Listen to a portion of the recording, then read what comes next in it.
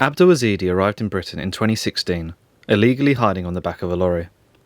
The Afghan national applied for asylum shortly thereafter, but was rejected. Rather than being deported, Abdul was allowed to stay in Britain, and in 2018, this wonderful man pleaded guilty to one charge of sexual assault and another one of exposure. Despite his behaviour, Abdul was given a suspended sentence, and it appears he did not spend any time in jail for his pathetic 45-week sentence.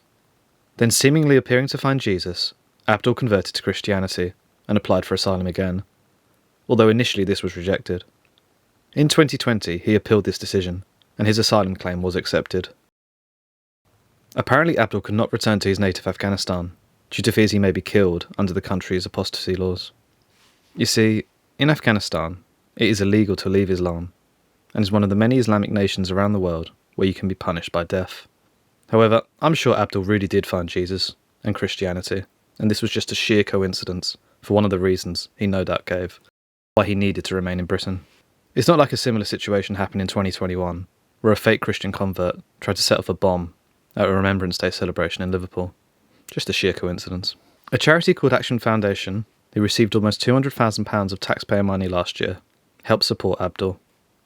Mugs like you and me paid for this sexual assault convict to be fed and housed in Britain. Fast forward to 2024, and Abdul has allegedly thrown acid on a mother and two children. He also appears to have thrown some acid on himself, and has managed to evade the police for several days now.